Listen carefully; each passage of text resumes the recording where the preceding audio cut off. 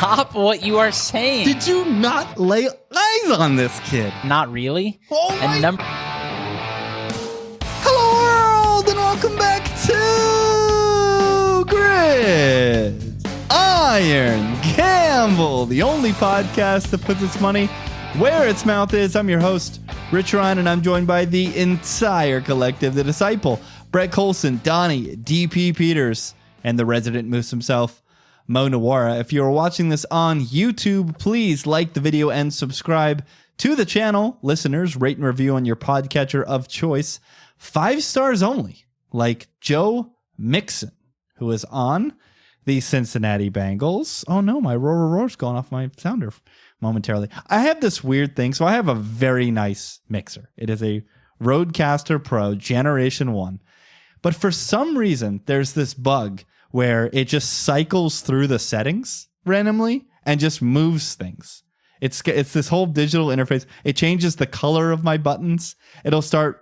There's a record option where you can record natively to an SSD on the mixer, and it'll just start recording. And I do a firmware update, I do a hard reset, and it just doesn't matter. And my roar is gone, and now I'm flummoxed. Sounds like you got scammed, bro. I want to upgrade to the Gen 2 because it's very sweet, but it's gone forever? No. I just need to reload it. I'll do it while I kick it to somebody. I can do it because it is that good. It'll take me 2 seconds. Like usually the collective pick, I usually forget to do it, and then just mid pod, I'll download it to the mixer while we're podding just so I can play it. Like right now, it's not in there, but at some point I'll pull it in there while we're talking. Bengals collective pick, but we didn't even stop to talk about it. And it's a goofy week. It's a tough week. I feel like we say that every week, but now that legal betting is here in the free state of Florida, and I'm actually making real bets, I feel like it's the best exercise possible for me to prep for the pod. And I have 3 straight bets in my account, and they're all way better than the numbers now available in the market. So I'm not happy with very much of anything that's on the board that Circa has provided us with.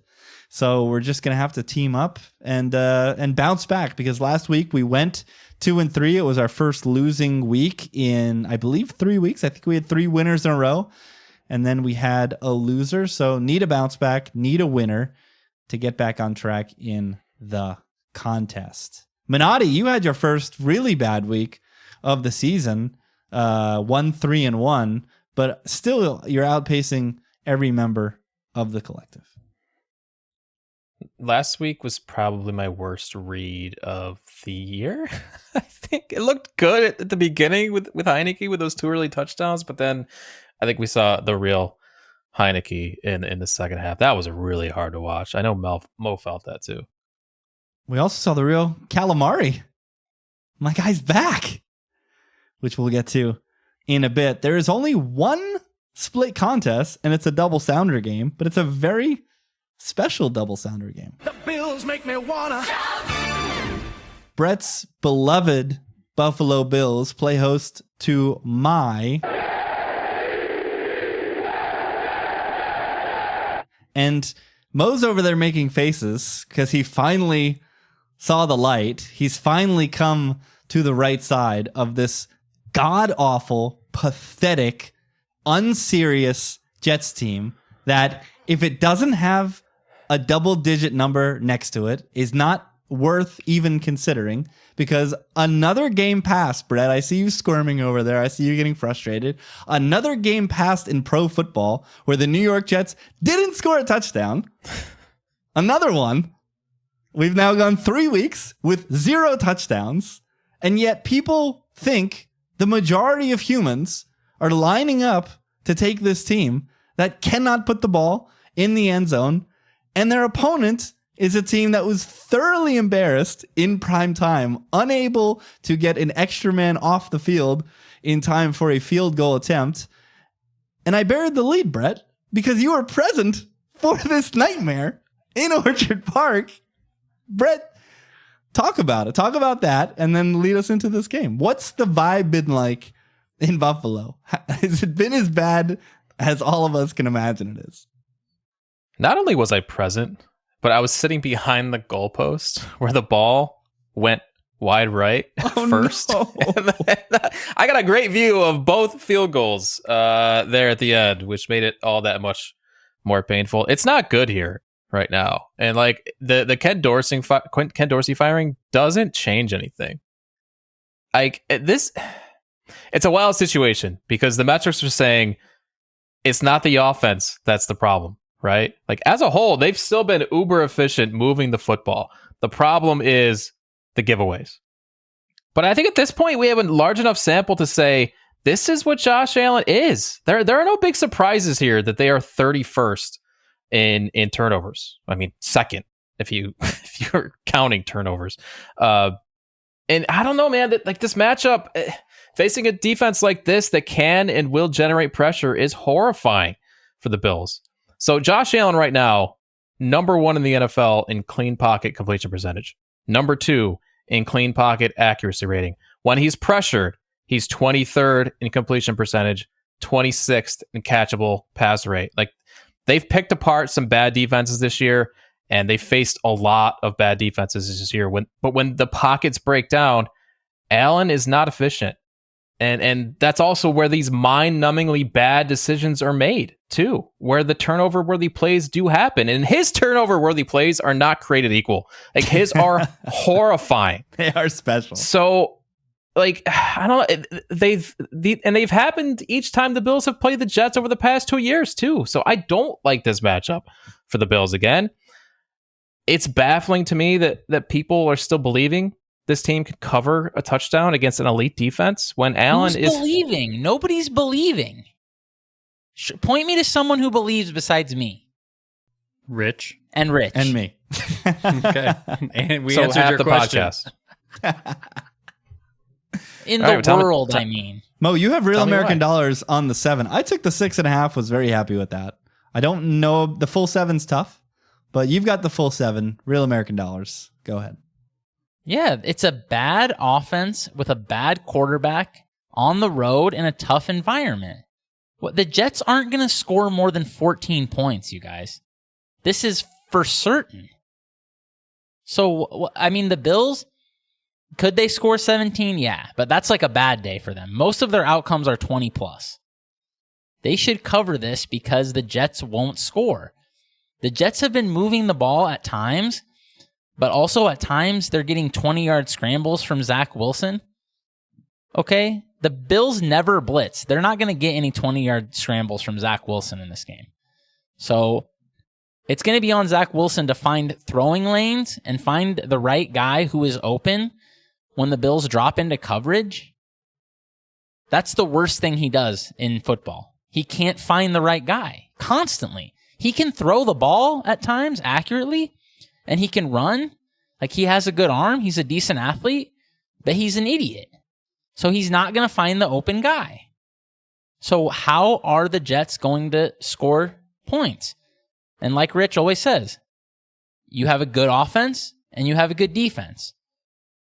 Well, you know the good offense is going to score some points because good offense wins, especially with these clown Goodell rules. So how are we supposed to, and Brett keeps saying it's predictive, but PFF is telling me it's not. They're telling me Josh Allen is playing the cleanest of anybody in the world. So somebody explain this to me. I don't know, but even if he hands the Jets some points, I mean, he did that last time, and they still scored 20 points, and that was with overtime. The Jets can't score. They cannot score on the Bills for sure. And the Bills have, like, they're strangling better offenses than this. I mean, Tampa Bay didn't move the ball. Denver didn't move the ball. So, I don't know, guys. I think the Bills might just win this one by 14. This is 24-10. DP, you're up next. You two have the New York Jets plus the touchdown. Yeah, I mean, I'm just unwilling to back Josh Allen. I mean, Brett talked about it. These turnovers are predictive as far as I'm concerned. I mean, he does it every single game. We know it's coming, and now he has to go up against an elite defense. I mean, why the Jets defense could score a touchdown here, Mo? I mean, why not? I mean, I know the Jets offense has been a letdown. I get it. Letdown. That's kind. Well, I mean, they haven't been able to score. I mean, what do you want to do? That said, I don't know. Bad offensive score. Aiden O'Connell scores. Tommy DeVito scores. I personally feel like it's more of a coaching situation in New York than the actual offense. It's not like when I watch the game, Zach Wilson looks halfway decent out there. And then they get down to the 20. Then they get down to the 20 and they just totally don't let him throw. And they just dive into the offensive line 3 times. It's ridiculous. Like, they need to not do that. Just let him throw the ball. Who cares? I think at some point that has to turn.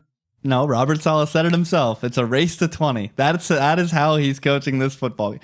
2023. My guy is playing race to 20. With all due respect, I think McDermott might also be playing race to 20. That guy is a stone cold idiot who is doing nothing but making his coordinators scapegoats for him being a complete dumbass, and he's the one that needs to go. The biggest problem here, if you're a Jets backer, is I don't think they have any backdoor potential, because if the Bills get out to a lead and extend the lead, then you're going to have Zach Wilson with no training wheels on, running like a chicken with his head cut off. And the one thing that he's done very well these last couple of weeks is limit turnovers, because everything is so condensed and everything is just so easy and not difficult. So if you throw him in a negative script and take the training wheels off, he just might revert into the Zach Wilson that hands the ball to the other team multiple times a game. I think there are so many Bills blowouts in the range of outcomes here. And yeah, this generational defense. Come on. But at what point does that generational defense quit? Your team is literally not scoring touchdowns. It is 2023 in the NFL. Your offense can't put the ball in the end zone once. 3 games. At what point does the dam just break? I know there's professional pride, and I know there's a ton of vets, and Saleh is obviously your typical rah-rah coach, but when does the dam break? You know? I could see it getting kind of ugly. I hope I'm wrong, because believe it or not, if you squint really hard, if the Jets win 2 straight and the Dolphins lose 2 straight, now I don't think the Dolphins are in a position to lose this week, as we'll talk about later, the Jets lead the division. So there is a path to relevancy here. But yeah, you're just going to get the Jets Discord excited. Stop. Stop. When is Aaron coming back, Richard? When is Mr. Achilles himself walking through that door? Well, I mean, look at this conference. Lamar Jackson's hobbling off the field now. What is going on? I mean, I think Rodgers is back for at least the Browns game. I think he's back. Why, though? Unless they're actually in a playoff race. Why? He's a lunatic. Well, Are you serious? He's crazy. If they're eliminated from the playoffs, I don't think he'd come back. But if there's a glimmer of hope, yeah, he's a lunatic. That's why. He is on a crusade to prove everyone wrong. He wants to be the first. He wants to prove modern medicine wrong is what he wants to do. That's all he wants to do. And then he's going to make $40 million off the documentary on Netflix. It's going to be incredible. Middle fingers to Fauci and everybody. That's where Aaron Rodgers is right now. I mean, they're plus 500 to make the playoffs right now. So let's not. No, it's not happening. It's not happening. This is an unserious team with an unserious owner, with an unserious coach. How was Zach Wilson on the roster week 1? And how is he still the quarterback after 3 straight weeks of 0 touchdowns? Give me Boyle. Bring back Strevler. Carson Wentz just got signed. Everyone is on the Jets, though. That's what I mean, Mo. I don't understand. That's all right. That's the one split game. We brought it for that one contest. Time to strap it in. Here come the Lone Wolves.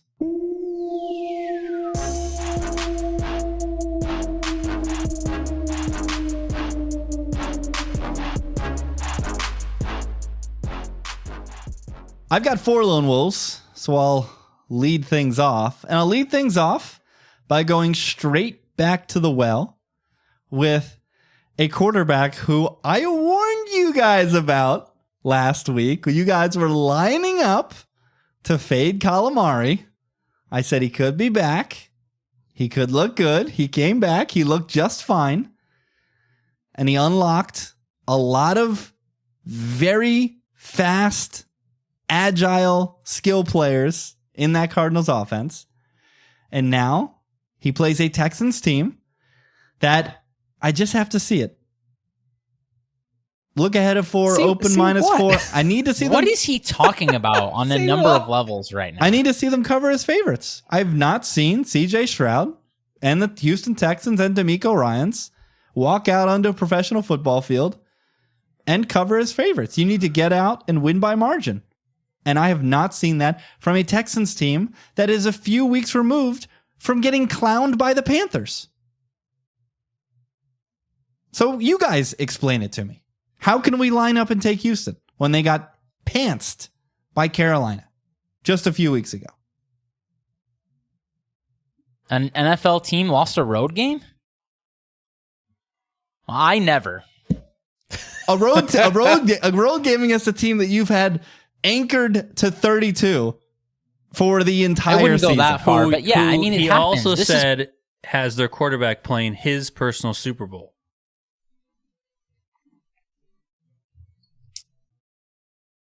You know, like, first of all, just, take your victory laps, whatever.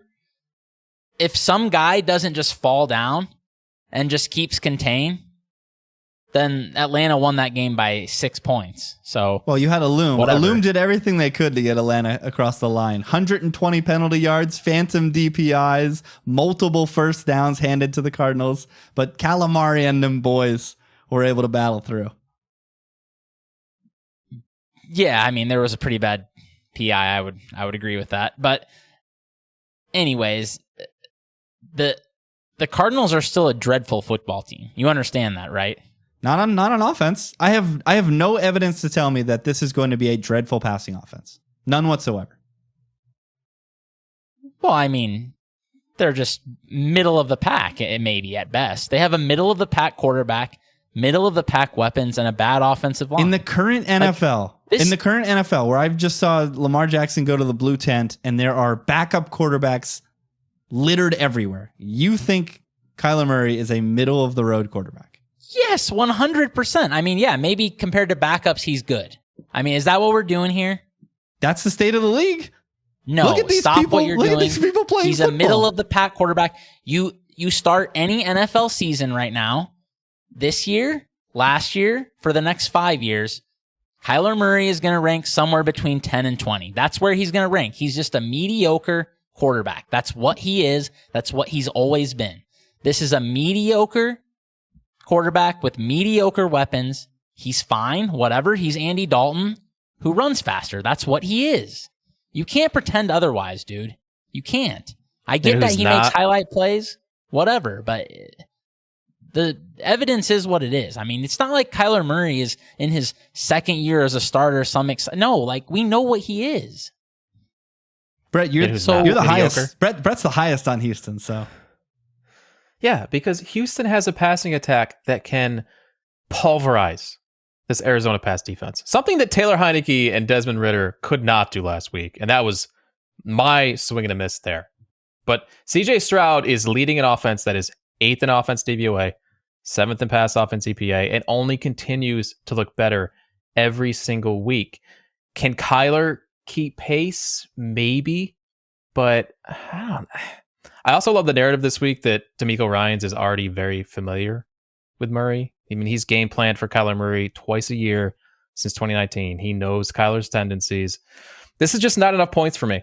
The Texans look like a legit football team, and the Cardinals still have a bottom tier roster from top to bottom, even with Murray back under center. I was really surprised that this is 4.5. I thought this should have been 6.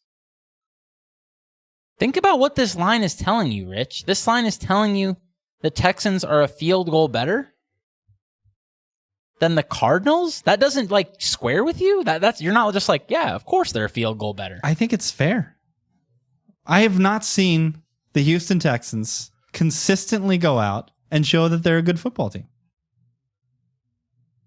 That's fair. It is fair. I'm also terrified that I just have a really poor read on Kyler Murray, as we saw last week. I think this offense is really exciting.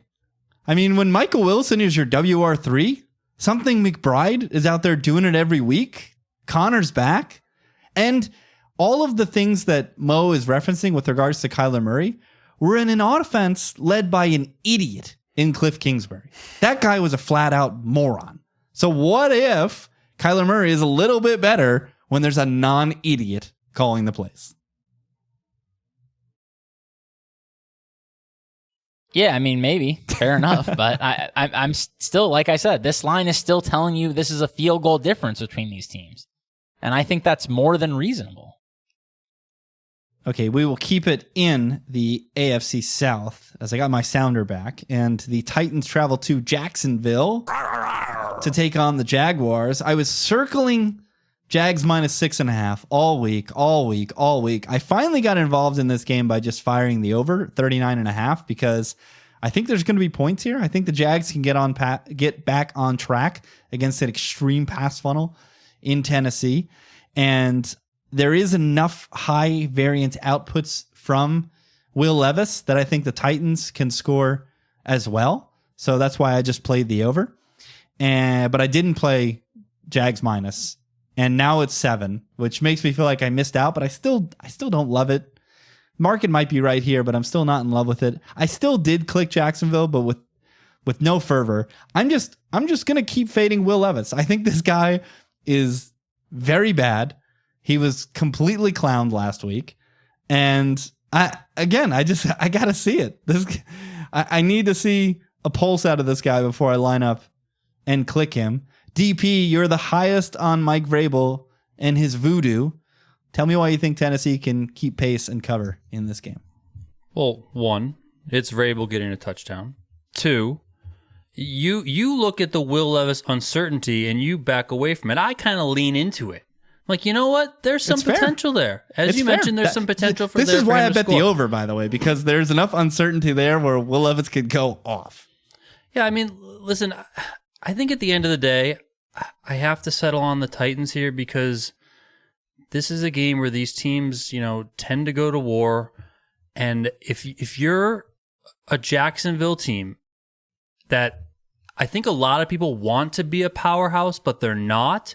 I mean, you have to be a powerhouse to lay 7 in the NFL. I mean, and I don't really think that they are. They have they look good some days. They look stupid other days. I mean, how am I supposed to back a team that's laying 7 in this type of matchup against a solid coach with a quarterback that, yeah, he's shown some really stupid things at times, but he's also shown some pretty decent things at times. So it's like, I don't know. I feel like 7 is just a bit too much here. Like this should be 5.5 to me, 6, something like that to me, Even if this was 6, I would still have a hard time taking the Jaguars just because 6 in the NFL these days is a pretty good number to lay. So yeah, I think this one should be sub 6, and I'm pretty high on the Titans overall.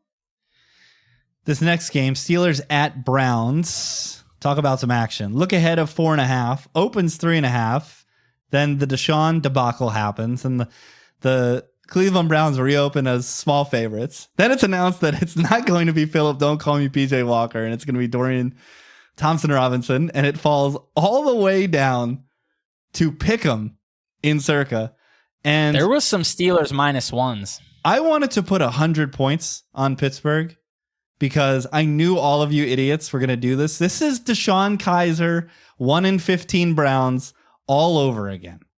Okay, guys? Did you not watch? How do you know? Did you not use the 2 eyes that the Lord gave you to watch Dorian Thompson-Robinson play football? The guy was lost. He needed. So what? What's Kenny Pickett? He's not lost. Dorian Thompson-Robinson was so far below threshold. He didn't know his ass. What's the saying? He didn't know his ass from whatever. I don't know. He was clueless. He's as lost as you were on that analogy. Exactly. But Brett, you have your fun. I knew you were going to do this. I knew this. Just go. I hate this. Oh, of course, because this number says the Steelers are better than the Browns. There's no way that's true. Like, yeah, this is the Browns with DTR quarterback. But how much difference is there between Deshaun and DTR? And how much difference is there between DTR and PJ Walker? Like, I look at these two teams, regardless of the QB, and I'm confident saying that the Browns are still better. Cleveland dominated the first time these two teams played in week 3. But I mean, a couple of huge defensive plays by the Steelers D, and like, why? Cleveland outgained them nearly 2x. They had more than twice as many first downs. Like, that was all Cleveland. Kenny Pickett's bad. And against this defense, you can anticipate Pickett giving the ball away, serving up some really advantageous field position for Cleveland. That might be all the Browns need here. Just play it smart with this kid at quarterback. Show him some Tyrod Taylor clips this week. This is all you need to do to win this football game. Just play field position. Let your defense shine at home in a game with a total of 32 points. This is going to be ugly, and I think the Browns play ugly better. Didn't know his ass from his elbow. That's the saying.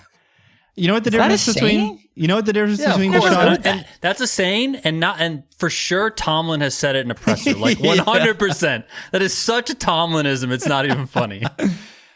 You know what the difference between Deshaun and DTR is? At least 6 points, probably a touchdown. Stop what you are saying. Did you not lay eyes on this kid? Okay, number one, not really. Oh my and number God. two, well, then you have the to. score was like 17-0 in the second quarter. So no, I didn't watch any of that game. He was lost. Okay, listen to what I'm about to say and just consider it for a second. Do you think it's possible that with NFL coaching, a guy who was completely lost and is a rookie 2 months ago might be a little bit better 2 months later? How much better? Well, he's only got to play against this stupid Steelers zone that Tomlin has not changed in 45 years. The Steelers suck, dude. This is rule of Mo. I keep betting this is the Steelers, this is rule but that's of Mo. because they're this playing is teams that suck worse. Mo bets on a team, and they piss him off, and then he just immediately stone cold lock that they suck. I'm not just saying that, but like, look at the metrics. They all say the Steelers suck. Find me one that doesn't. 8th in pass defense EPA. 10th in EPA defense overall. It's a good defense. What do you say on this podcast? I'm going to get pissed now. Wait, what was that first stat that you gave? Week, Rich. 8th in pass defense EPA.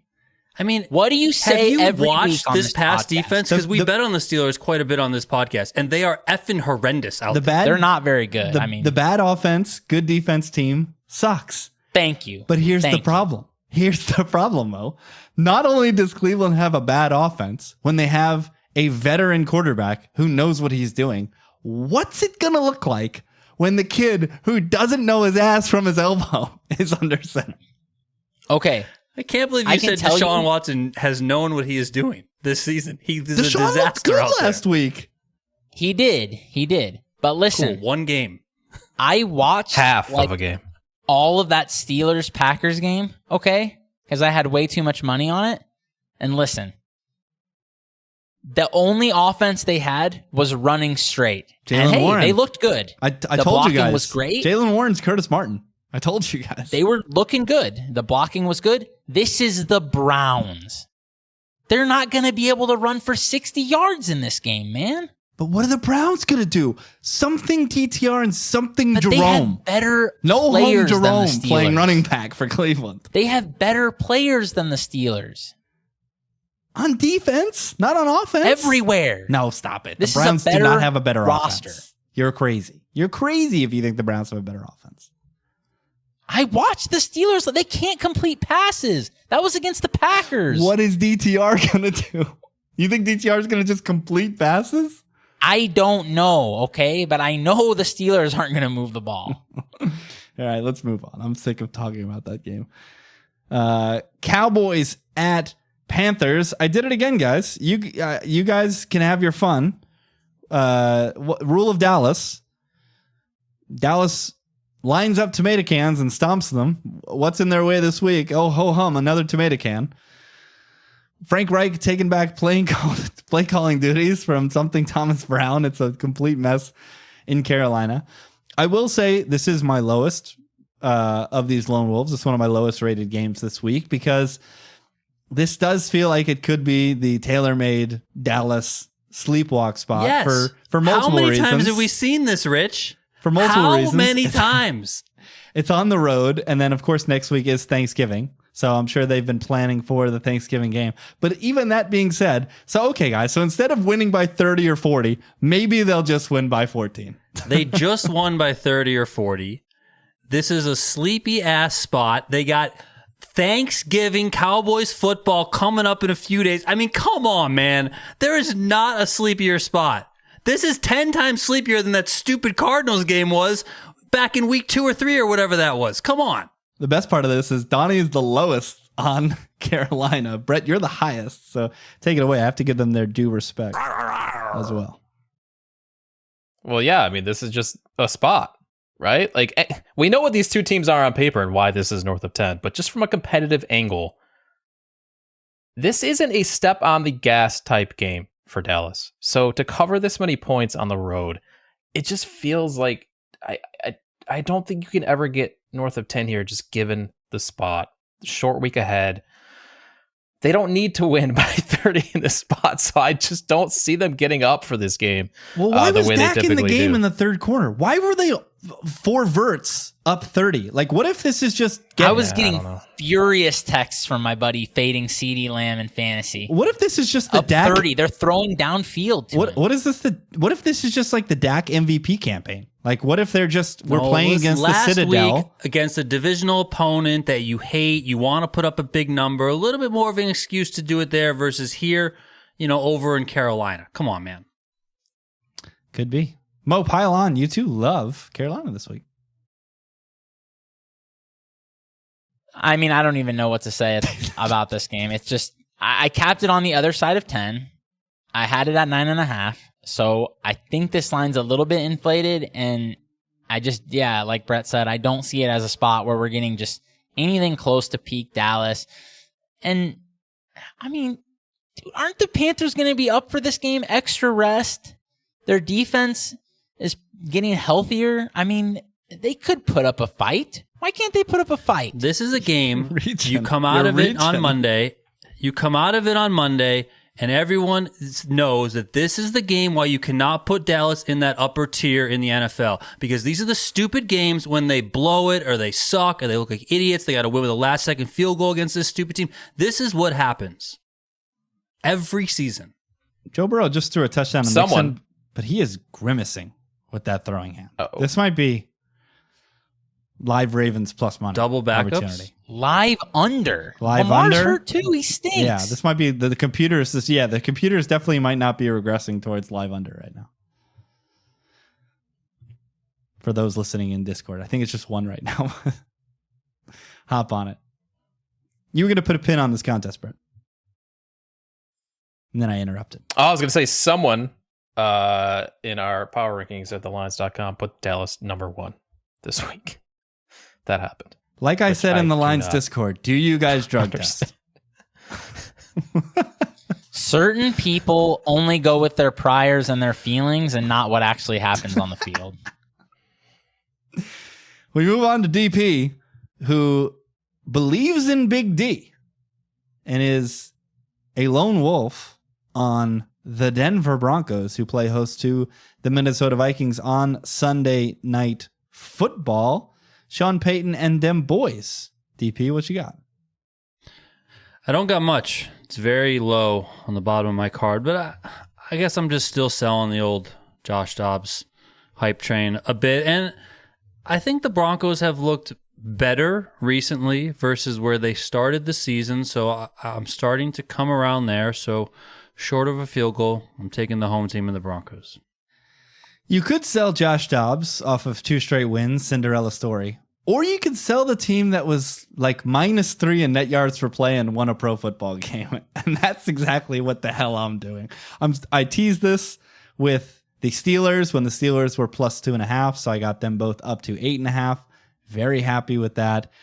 And I think I still might sprinkle some on the money bet line with the Minnesota Vikings. Because, guys, I'm all in. I bet the Vikings to win the NFC North.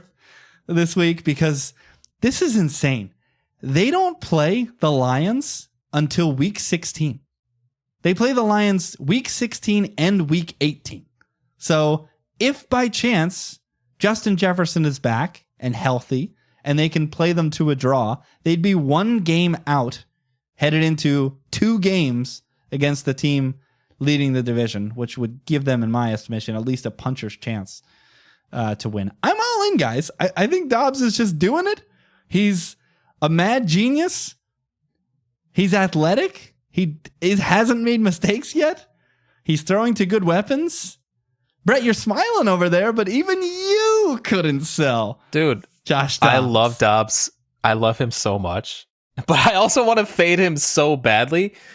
But you can't. I can't do it this week just because of the reasons you said. Like the Denver is the team you have to fade in this matchup because that win over Buffalo was so fraudulent. Like the Bills just handed that to them. And yeah, short week for Denver. I don't know what the hell were the Saints doing last week. Like I'm stunned at the way they defended Dobbs after having the entire week. You can't prepare for that. I told you, you guys can't be stunned. The Saints are just barely above average. They could lose to anybody in the league. They could probably beat anybody in the league.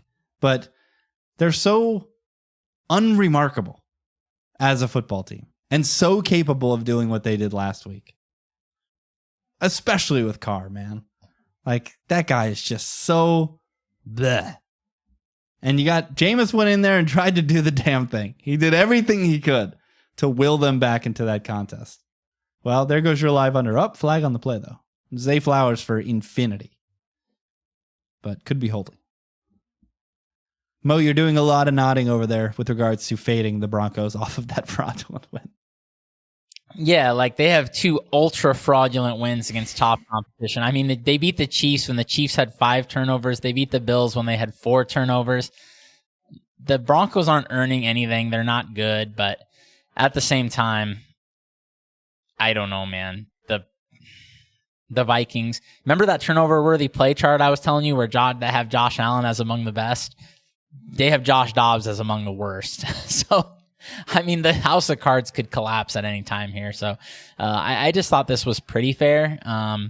It is a little bit of a tough spot for Denver because they do come into the short week, but without a lot of tape on Dobbs, I guess, in this offense. But yeah, this is one of the home fields that still is going to do something. So I just think this line is fair. I think I had the Vikings slightly ahead of the Broncos in my power ranking. So same. This is where it's supposed to be to me. And that's what the market says too. This line's barely moved. Yeah.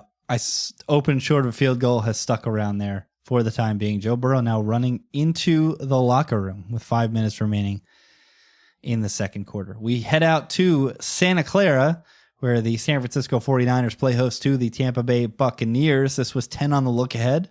Open 10.5 has ticked up all the way to 11.5. That's where it is in the contest. And DP, you are laying the points with San Fran in this spot. Yeah, I mean, first of all, it's my 1-pointer, so good luck with me guessing what the hell is going to happen here. I feel like this is a really bad spot for the Bucs. Looked pretty good last week in a spot we thought that they would look pretty good against, given the situation. Here, I think it's pretty bad for them, going all the way across the country against a very good team that I think could pretty much smother Baker Mayfield. And he's been playing all right this season overall, I think, but I think this spot is just pretty dreadful overall. And on the other side, I think Shanahan could certainly have his guys ready for anything that, Bowles in this defense throws at him. And, I don't know. I feel like the 49ers could very easily roll here, and I'm more confident in that than the Bucs keeping this one within the number. Mo, we both love Tampa Bay in this spot, but I'll let you take the lead. But Brett as well, I'll let you take the lead on Baker and them boys. First of all, can we just shout out ODB? I think he might have called it, guys. There's been some fishy calls against the Ravens in this game, okay? I saw that hold, and that looked like a pretty normal football block to me. Guy was, maybe his jersey got stretched a bit, and he let go immediately when that happened, okay? So That should have been a touchdown, and there's been multiple pretty soft calls in the Bengals' favor in this game. Anyways, yeah, this game is another one where you have a massive line, and it's a line that I don't think can be on the other side of 10. It's just too high. The Bucs are not a bad team, okay? They're just a mediocre team.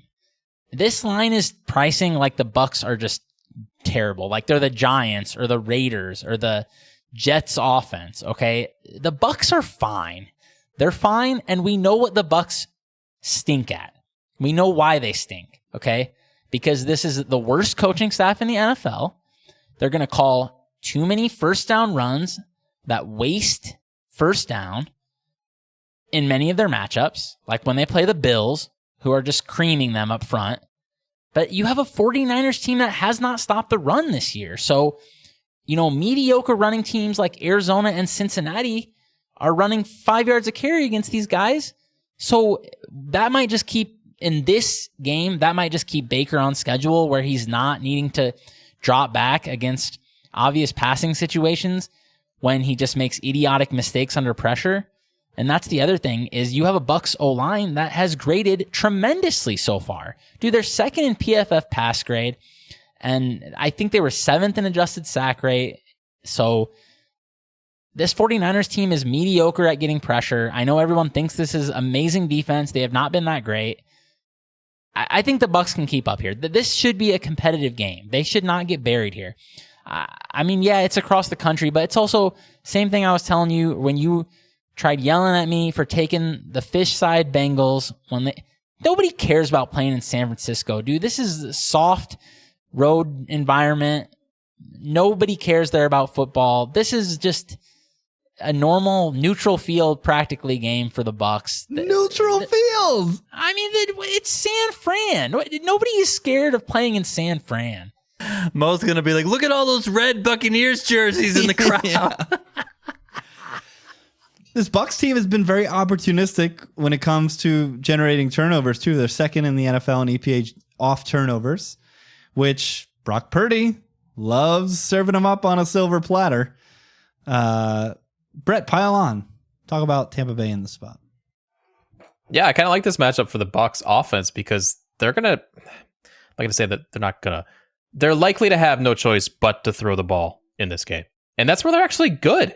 Like, get these wideouts involved. Let Baker add some variance to this matchup and give this team multiple ways to cover a massive spread. Either keep it close, and maybe they do use the run game to do that, or keep the back door open. And it's always open with the Bucs team and their ability to move the ball through the air. Splash plays, Evans, Godwin, get these guys involved. And yeah, like we know the Niners can score and cover big numbers. They do it a lot. But yeah, it's still Purdy laying 12.5. And with this dude against a veteran squad, that's not something I can ever get behind. I really, really like Tampa here. We move to Mo's trio of Lone Wolves, who are his last 3 picks entirely, and we start with the game of the week. As the Philadelphia Eagles travel to Kansas City to take on the defending Super Bowl champions and the team that beat them in the Super Bowl, the Kansas City Chiefs. This is 2.5 painted across the screen, and Mo is the only person that is taking the Philadelphia Eagles, but absolutely nobody, Mo, has an opinion higher than yours in their card. So that's because we all know this is a fair line, right? Yep. So I don't even know what to say about this game. Basically, when I think it's a fair line, I'm just going to take the points, or take the whatever the opposite side of the contest is. I don't know what the contest is going to do with this one, though. I really don't. So, this is just a clear stay away for me.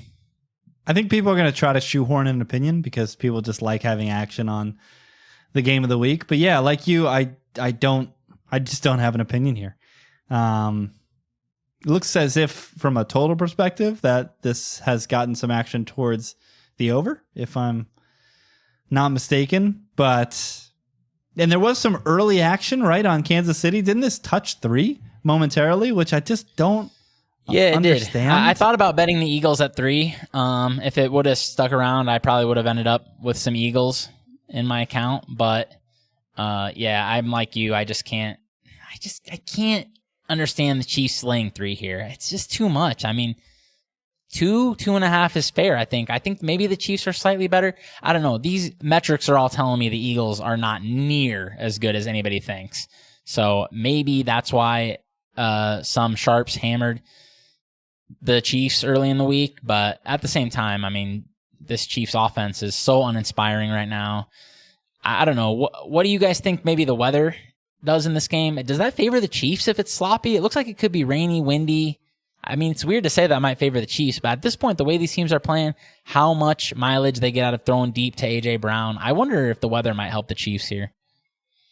That's interesting that they do get most of their explosives out of the passing game. While, yeah, when I close my eyes, I don't see them making explosive plays running the ball. They just kind of churn out success in short yardage situations running the ball, but it's not like on first and second down. Like, they're not like the Niners or the Dolphins who create space and then gash you with running plays, right? They're just kind of churning out those short yardage situations. I've never seen, maybe Burrow's no longer the coin because it looks like his hand is cooked. He can't hold the ball. He's in the locker room.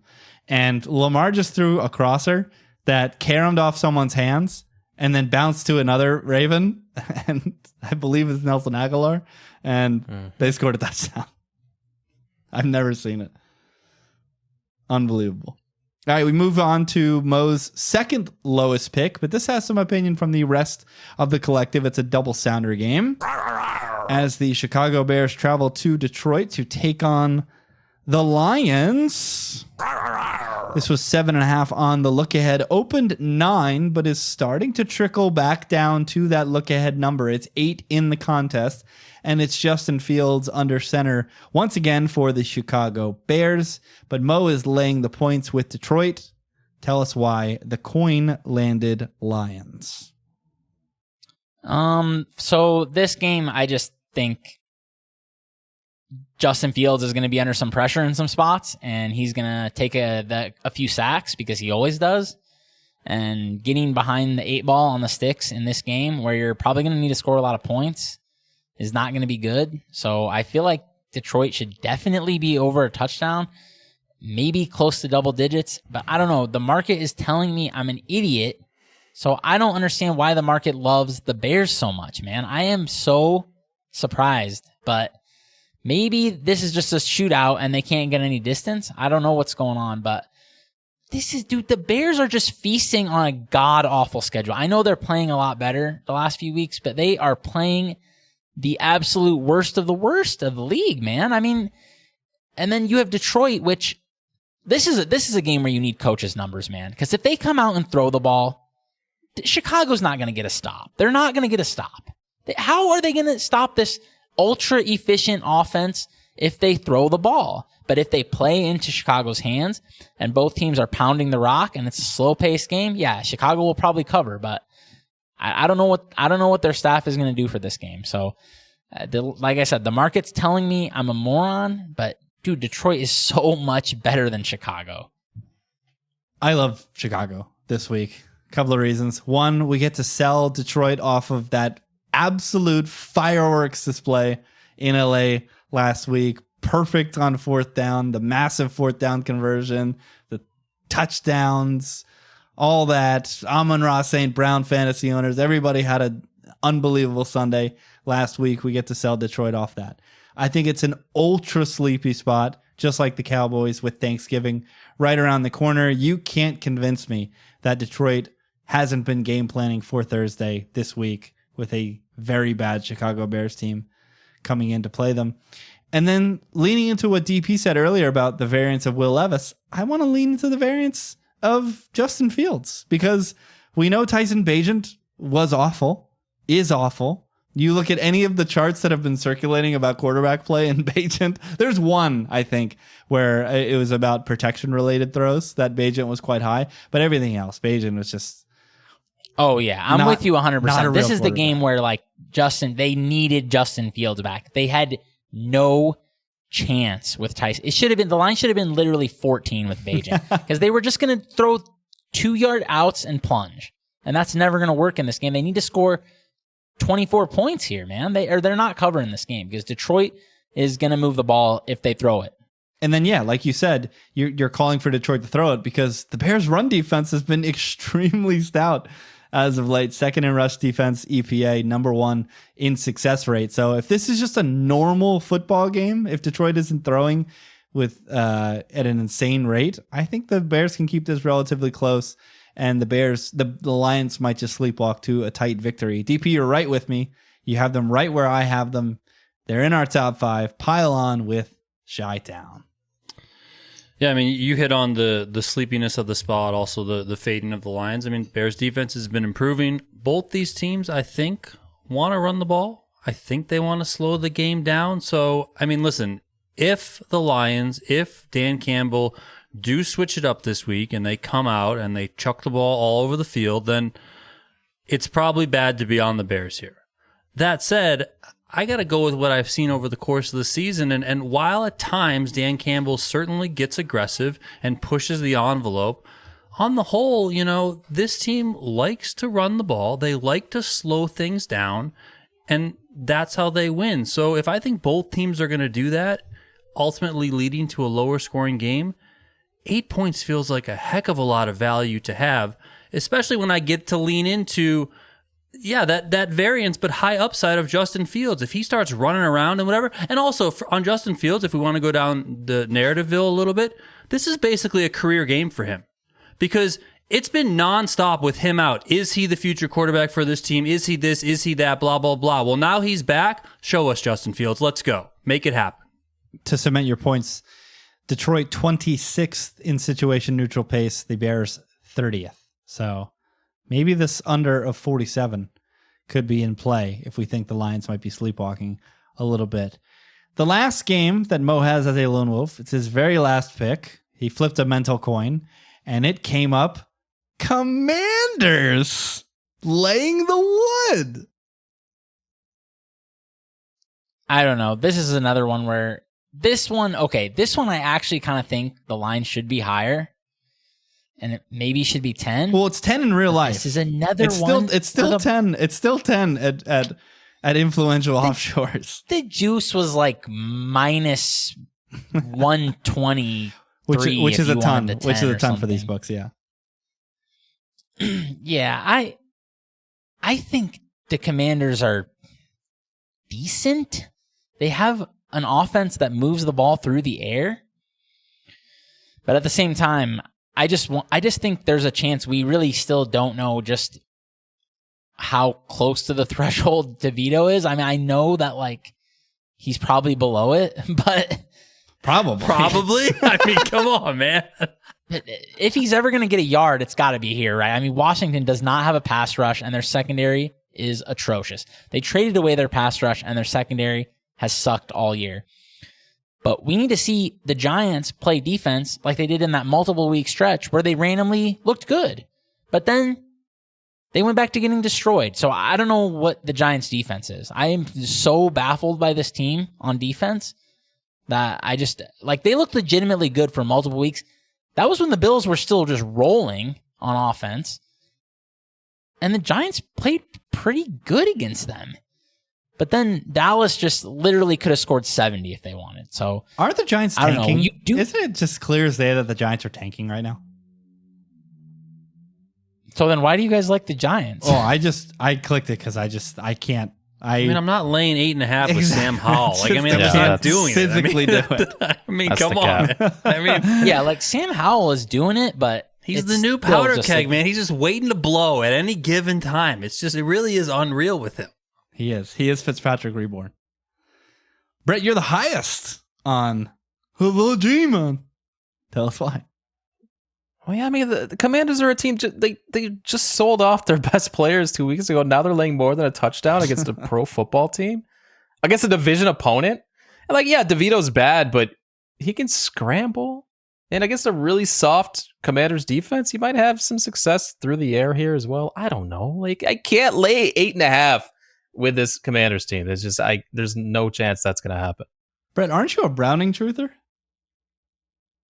I am. Is he doing it? The Jets would win the Super Bowl with this guy. So I'm saying it's not too late. This guy just threw an absolute dime to Irwin. Like splitting safety help on a crosser, dotted it. Man, now I have a reason to watch Something this Browning. game. Doing it. Let's go. Those are the Lone Wolves. I've got the Cardinals, Jags, Steelers, and Cowboys. DP has the Broncos and Niners, and Mo has the Eagles, Lions, and Commanders. All right, time for some winners. Time for the card. 9, 8, 7, 6, 5, 4, 3, 2, 1, fire. There was one member of the collective last week that had a winning record, and that was Donnie DP Peters. So he leads us off this week with a consensus pick, one which I too have this in my account, but at a much better number. DP, who do we got? Yeah, I don't care what the number is. We have the Dolphins minus infinity. Go ahead and tell me how the Raiders are going to keep up with this team. Somebody out there in the world. They're not going. Never going to happen. You get to sell this Raiders team off these two stupid wins that they just had. Miami coming off the bye week, ready to blow doors.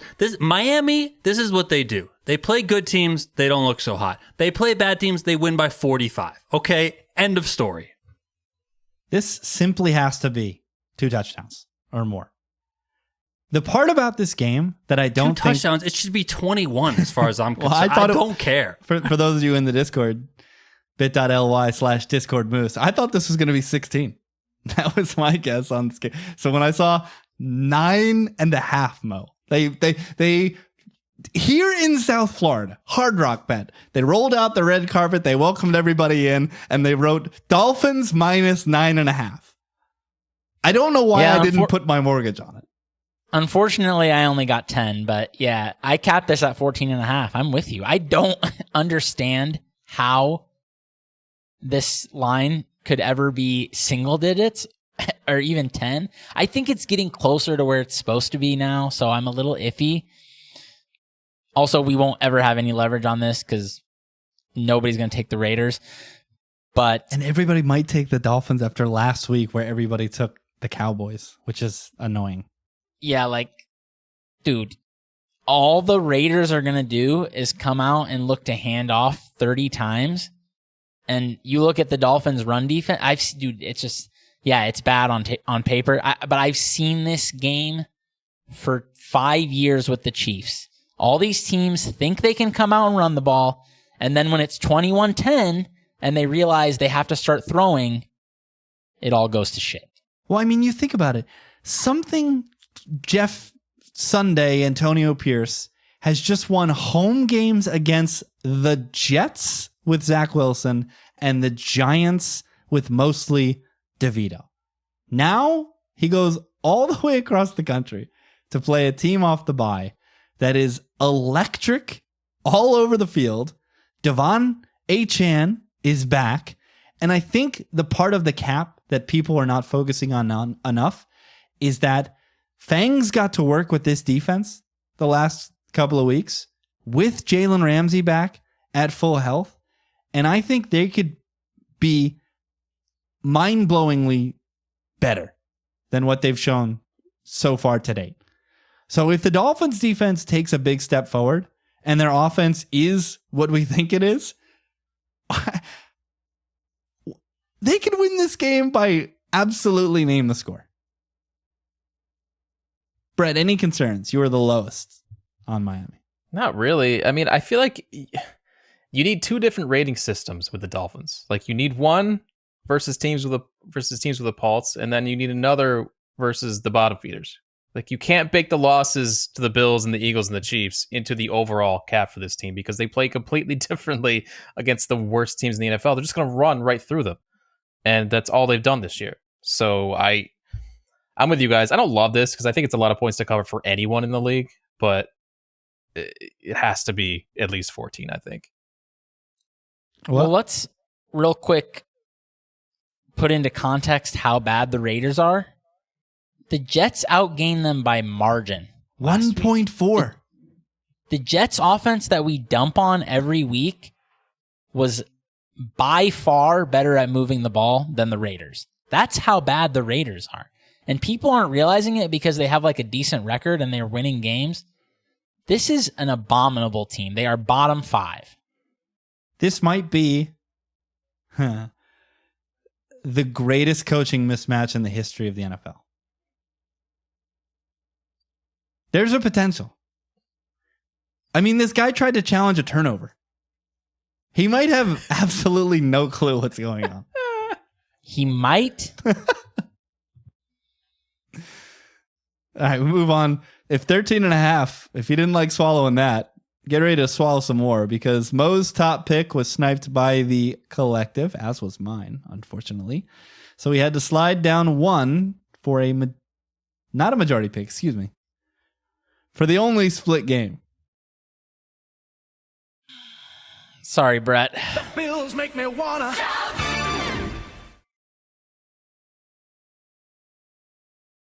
I mean, let me first of all just say I'm open to using the Bucks, but I thought, dude, when Josh Allen throws 3 boneheaded interceptions on Sunday, we are going to tell you, we effing told you so, you idiot. You two might. I'm all in on this. the Jets should get crushed here. And listen, I actually like the Bucks more, but dude, I think there might be a little bit of leverage on Buffalo. And there's no way there's going to be any on the Bucks. I mean, nobody's going to lay 11.5 against a reasonable team in the contest. I just don't think it's going to happen. Who is taking the Jets in the contest? I don't know, but these ticket counts are telling me everybody is on the Jets. It's like 65%. It's just an interesting week too, Brett, because you have so many double-digit favorites, and the entire world is off of the Bills after what just happened in front of their eyes. I know, but aren't they? It's the same thing with the Jets, is it not? They haven't scored a touchdown in 3 games. I don't know. All right, let's keep it pushing. What did the contest do with the Jets last week? Didn't we have leverage with the Jets? I feel like the Jets were popular. I feel like fake sharps were all over the Jets. I think we had small leverage. All right, let's keep it moving. I'm up next, and my guy's back. Got a majority pick. We got Justin Fields and the Chicago Bears on the card. Sleepy Lions. Bears D, bear down, selling the Lions off that big win.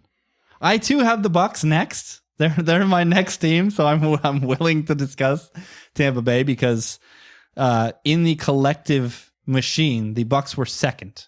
So if we're feeling iffy about any of these, how is Bucks not number 1 collective? Well, just wait. Brett, you round us out with another majority pick. Have your fun, buddy. Yeah, I mean, how collective is this? We have the worst starting quarterback on the entire slate on our card. We have the Cleveland Browns. And we're not even getting points. Literally, we need Dorian DTR to win a football game. This is going to be the ugliest watch in the and there are some ugly ass games this week. This one is going to be horrendous to watch. Before the pod, DP's like, "Yeah, I'm feeling great about this." I was like, "I don't know, buddy. I'm the one that knows what I didn't say that. I said I feel bad. I feel crappy about this week. Well, so far we got 2 in Josh, and then we have Justin Fields and DTR. All right. Brett's confused, but here it is. The collective pick.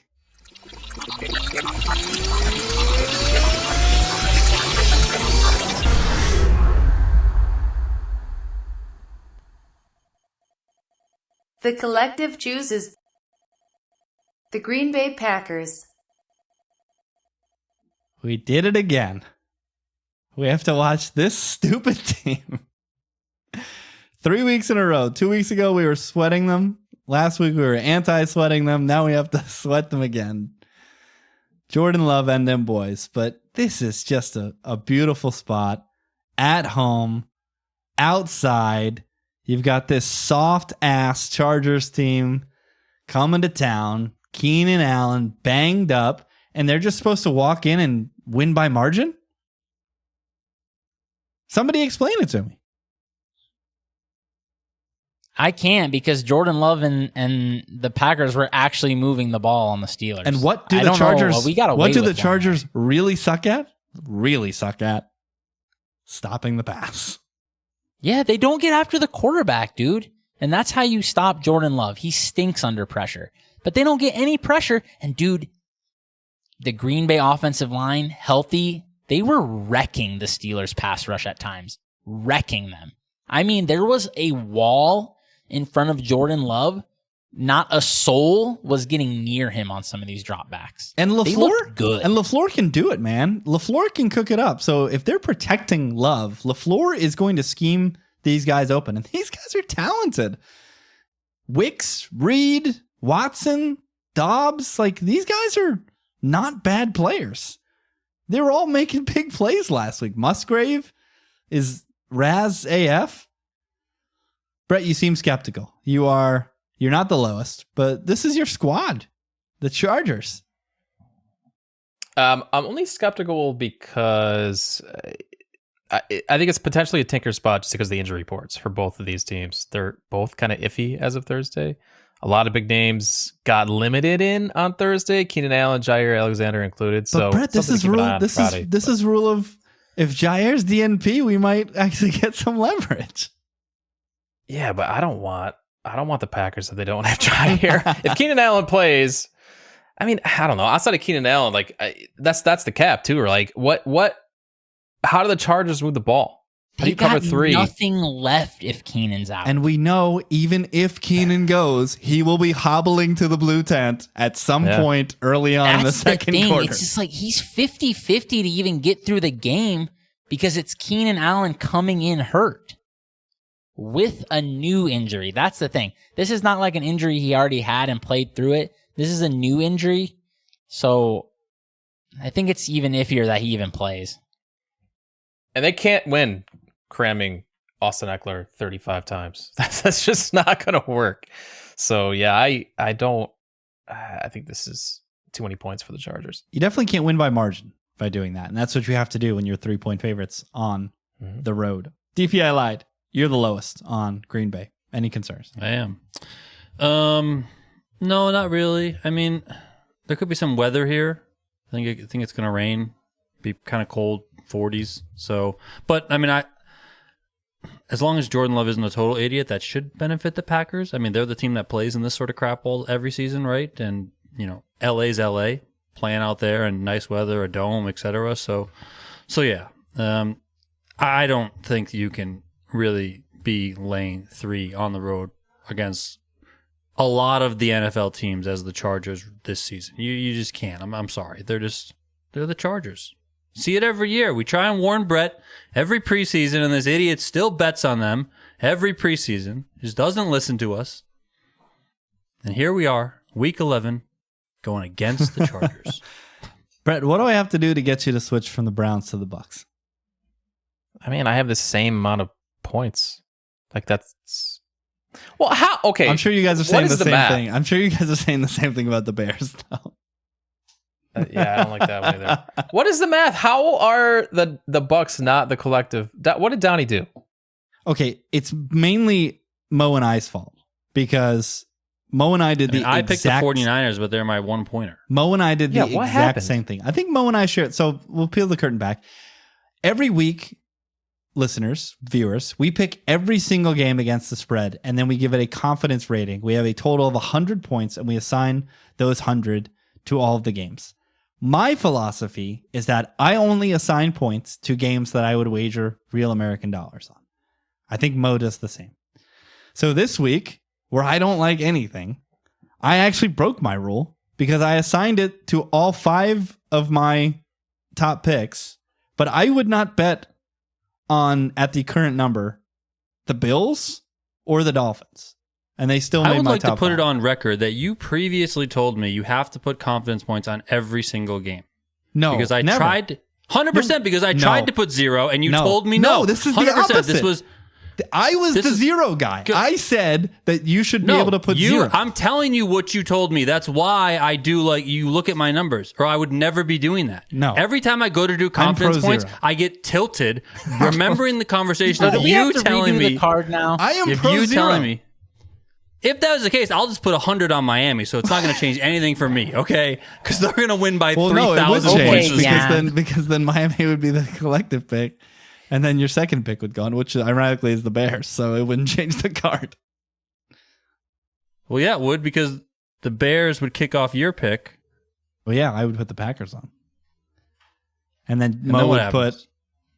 put nothing. Nothing would change. Okay. I would just put the Packers on. So yes, you can put 0. It's good to know now. So Brett, Well, yes. how many points did you put Mo has on the Bucks then? Mo has 25 on the Packers, and I have 28 on the Packers. Wow, Well, I mean, what? guys. I'm not putting confidence points on the Cardinals or the Vikings or the Jaguars. Like, why would I ever put confidence on that? I have no confidence So- in those games. Packers are both your top plays then. Yes. Okay. I mean, I want the Bucks on the card. And if you guys are queasy about the Browns, I would much rather have the Bucks on. So I'm fine doing that. I mean, it feels better to have plus 11.5 than Then 0 next to I mean, it's DTR. just- I mean, I would have money on the Browns anyway, so I'll have a sweat one way or another. Whew. Well, what do we think the contest is going to do with Brown Steelers? I was curious about that because on the one hand, you have a spot where massive steam came in on the Steelers, and so people want to tail that steam. But on the other hand, you're not getting a good number anymore because this is like close to peak Steelers market. And then they're going to look at the line and they're going to see Browns -1. This is going to be 500 each side. No interest I think it'll be whatsoever. a lot heavier on the Steelers. I don't know. If it closes Browns favored, why? I think people will take that. Even though it doesn't really matter, I think people will still side with the Browns. Slobberknocker here on TNF. Okay, I know it's a boring week. I know there are tons of double-digit favorites, but let's get into Survivor. Mo writes one of the most popular Survivor columns on the entire internet for thelines.com. So Mo, where are we going this? What flavor of chalk will we be consuming here in week 11? I mean, I know this is going to sound weird after what I just said about Washington, but I would just try to pick whatever chalk wasn't Washington because I think everyone's going to be on Washington. I mean, our projection sites are all saying only 30% on Washington. I think it could be quite a bit higher in a lot of spots. I mean, dude, and everyone in the Discord that's still alive in their Survivor pool was discussing, and they all are just all in on Washington. They're like, you have to use Washington here. Washington, for sure. And it's just, everyone is just trying to fade DeVito as much as they can. But Sam Howell could still blow this. Like, it's still Sam Howell. I mean, I like Sam Howell. I think he's been playing great, but at the same time, this is not a lock, you guys. Like, the Washington is not free money. You cannot just go out and lay -450 on Washington in real life and just say, like, yeah, this is going to be for free. The Giants could still win this game. That wouldn't be that insane. So I would just try to do whatever I could to stay off the Giants. I mean, even though I love Tampa Bay against, I would still rather have San Francisco than Washington. I mean, there's going to be so much Washington ownership, I think. Anytime, I mean, just imagine you lost your Survivor pool with 40% of the pool on Sam Howell. You would feel like the biggest idiot ever. For the listeners out there that are on the podcast, Brett has basically been a bobblehead doll during that entire time. Brett, you will not have Washington in your Survivor contest. Where are you going this week? I have Miami. I'm with Mo. I think you just take one of the other chalk spots. And I think a lot of people already used Miami too. So yeah, that's an easy one for me. My other one I haven't decided yet. I was looking at San Francisco. But I don't know. I do like the Bucs this week, so I might pivot to something else. I mean, it's a big middle. Anything but Washington, though. Honestly, that's a nice 11-point middle with the Niners there. I cannot believe how certain everyone is that Washington is going to win. I mean, it's DeVito. I understand. I know, but I understand why. Look at the teams they're playing, though. The Jets I mean, we know the Jets' offense stinks, but this is still an elite defense. And in Dallas, yeah, of course he can't get a yard on these teams. This is Washington. Did he get a yard on Las Vegas? So that was another one. I was thinking about that, but that's still a spot where he came in cold. I mean, but don't we say that usually favors? Don't we say that usually favors the backup, where they just get to go in there and it can fling? At times, but maybe not. I mean, it depends on the quarterback, probably, and the system. You know how much you need to know, whatever else. Like Donnie always says, like when Minshew comes in and he's just has no plan and he's just freelancing out there, he does better than when he's out there trying to execute a game plan and they're getting 3 yards of play against Carolina. I think this is a stealth tank by the Giants. I think this is what Daboll wants. He does not want Daniel Jones to be his quarterback next year. So I think they're doing everything they can without telling everybody to make sure that they're in a position to get a May or a Penix in the upcoming draft. I don't think they can lose enough to get Caleb. I don't think that's within the range of outcomes. But is Penix going to be a good pro? I don't see that.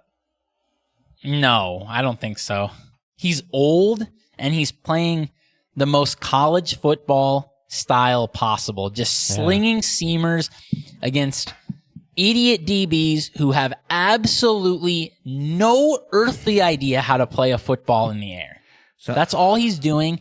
And that's why the market is skeptical AF about Washington right now. Sounds like a guy with real American dollars. It's not like he's on the Badgers this weekend.